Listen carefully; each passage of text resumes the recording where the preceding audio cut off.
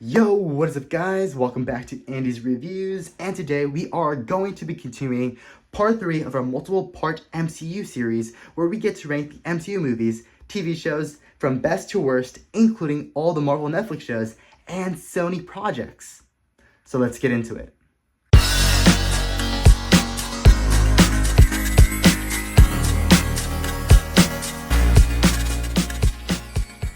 And of course, our next movie up is Iron Man 3. To be completely honest with you, I enjoyed almost every element of this film. Honestly, the Christmas setting was very, very unique for the Iron Man franchise. The soundtrack was very, very unique in this movie, especially during the end credits with the ba-ba-da-da-ba-ba-da-da-ba. And honestly, I really enjoyed that theme in this movie. And also, I really feel that this movie really dives deep into the relationship between Tony Stark and Pepper Potts. Honestly, the relationship has to be one of the best relationships in the entirety of the MCU. It was absolutely incredible seeing these two develop as a relationship and partnership. It was super cool. And I have to say that the quips and comedy in this movie were actually pretty good. We actually got to see more of Tony Stark's humor side in this movie, which I thoroughly enjoyed. And yeah, honestly, this is a very, very solid Christmas movie.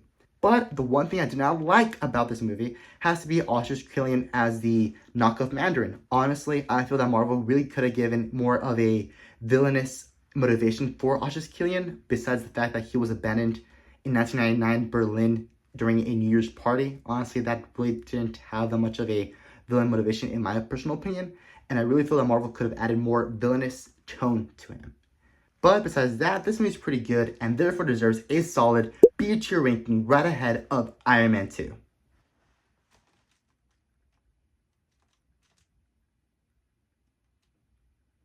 Which of course brings us into our next movie, the original Iron Man of 2008. To be completely honest with you, this movie is an automatic S tier. Honestly, every element of this movie is perfect in my opinion. The plot, pacing, action sequences, the CGI still holds up to this pretty day. And honestly, this movie is an automatic S tier. And honestly, Obadiah Stane has to be one of the most underrated villains in the entire MCU. Honestly, Obadiah Stane was very, very happy and kindful towards his friends when he needed them to be, and very, very villainous when he didn't get what he wanted. AKA when he tried to kill Tony Stark in his own mansion towards the ending part of the movie, simply to get his arc reactor to fuel his new mecha suit, which he found in the desert thanks to the help of the Mandarin. Honestly, the plot in this movie is absolutely incredible, and don't even get me started on the iconic ending of this movie. I am Iron Man. Honestly, one of the most, if not the most, memorable and quotable quotes of the entire MCU, which was finally paid off towards the ending of Avengers Endgame, where we got to see Iron Man snap his fingers and say, I am Iron Man. Honestly, super incredible. And honestly, this movie deserves an automatic S tier simply for the reasons I just mentioned and many more. Right in front of Captain America Civil War. Which of course brings us into our next main movie, 2018's Black Panther. Honestly, Black Panther 2018 has to be one of the most unexpected movies that I have seen in the entirety of MCU. I honestly thought that this movie was going to be bad, but I was stunned and amazed by the amazing work that Ryan Coogler gave to the Black Panther character. Honestly, it was absolutely incredible seeing the world of Wakanda for the first time, and their advanced technology and ships, and the awesome sibling relationship between both Shuri and T'Challa. Honestly, the chemistry between these two actors and characters was absolutely incredible, especially the Black Panther shoes, aka the sneakers joke. It was absolutely incredible. The comedy was really good in this movie, and I also enjoyed the fact that we got Michael B. Jordan as the main villain as Killmonger. Honestly, Killmonger has to be one of the best villains in the MCU, along with Obadiah Stane and Thanos in my own personal opinion. And honestly, Michael B. Jordan gave an amazing performance as Killmonger, and how he was given a proper ending at the end of the movie where he stared into the sunset, finally seeing the world of Wakanda for the first time throughout the entirety of his life. And honestly, this movie has to be an automatic S tier in my personal opinion, right behind Avengers Endgame.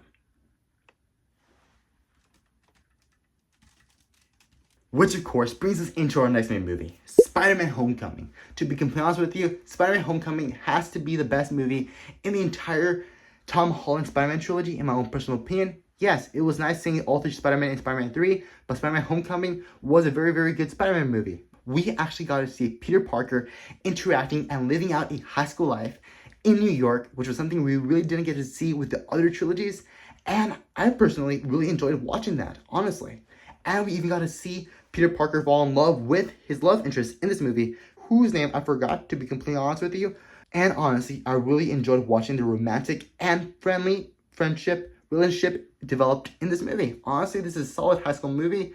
But I do have to say that the main standout of this movie, in my opinion, has to be Michael Keaton's Vulture. Honestly, Michael Keaton's Vulture has to be one of the best Spider-Man villains, in my own personal opinion, especially considering how his background and motivation for being a villain and stealing stuff from rich people is the fact that he has a family to take care of, and how he was willing to do anything to provide his family with the best life possible. He didn't steal for himself. He stole for his family, which was something I really enjoyed, and I believe that Dominic Toretto from Fast and Furious would be really insanely proud of.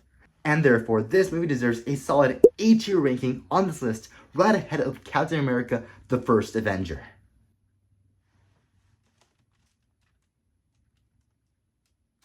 Which of course brings us into our next main movie. Thor of 2010 or 2011, I honestly forgot the date, but honestly Thor of 20 whatever has to be one of the most underrated movies in the trilogy of Thor. Honestly, this movie was a proper introduction to the world of Asgard, Odin, the Bifrost, Loki.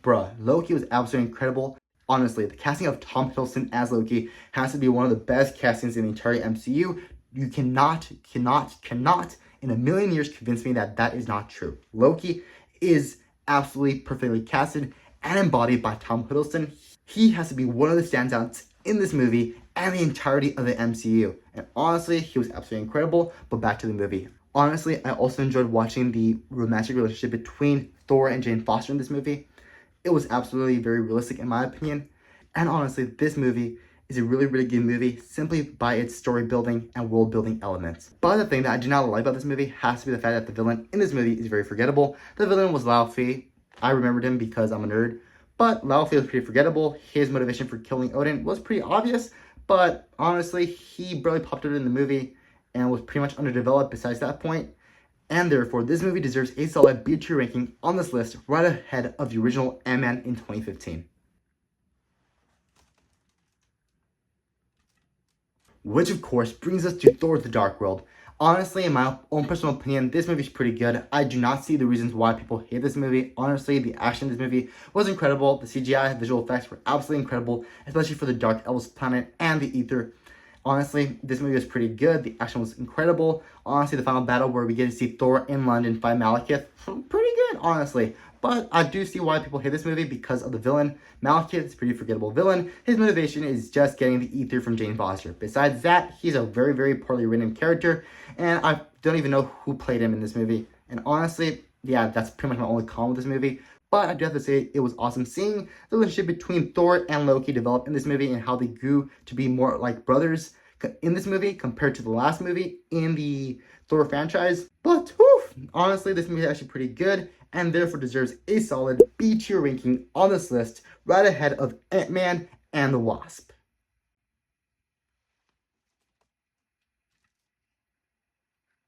And of course, our next movie up is of course Thor Ragnarok. To be completely honest with you, Thor Ragnarok has to be the best movie in the Thor trilogy, or actually quadrilogy, in my own personal opinion. Honestly, Thor Ragnarok is the standout of the entire of the franchise, especially after watching Thor Love and Thunder, which was absolutely horrible in my own personal opinion, where none of the jokes actually landed. But in regards to Thor Ragnarok, honestly, the comedy of this movie did land. The action did land, especially with Hela and the final battle at Asgard. And honestly, the boss fight between Hulk and Thor at the arena was absolutely incredible to watch and very funny to watch. And the interaction between Thor and Loki, where Loki denies any knowability or any knowingness of Thor in order to save his spot next to the Grandmaster of the world of Sakaar. And honestly, every aspect of the movie was pretty good. The color palette was incredible, especially the rainbowish, childish color palette that Taika Waititi, aka the director of this film, decided to give this film. And therefore, Thor Ragnarok deserves a solid A-tier ranking on this list, right behind Spider-Man Far From Home.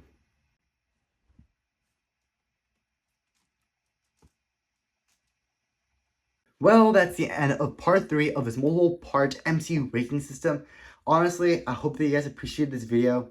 Please feel free to drop a comment down below, letting me know your thoughts about this video. And feel free to comment your MCU ranking down below so that we may compare our MCU list with one another's and actually start a debate down below in the comments. And don't forget to drop a like on this video and subscribe to this channel to help out with the YouTube algorithm. and I guess I'll see you guys in the next video.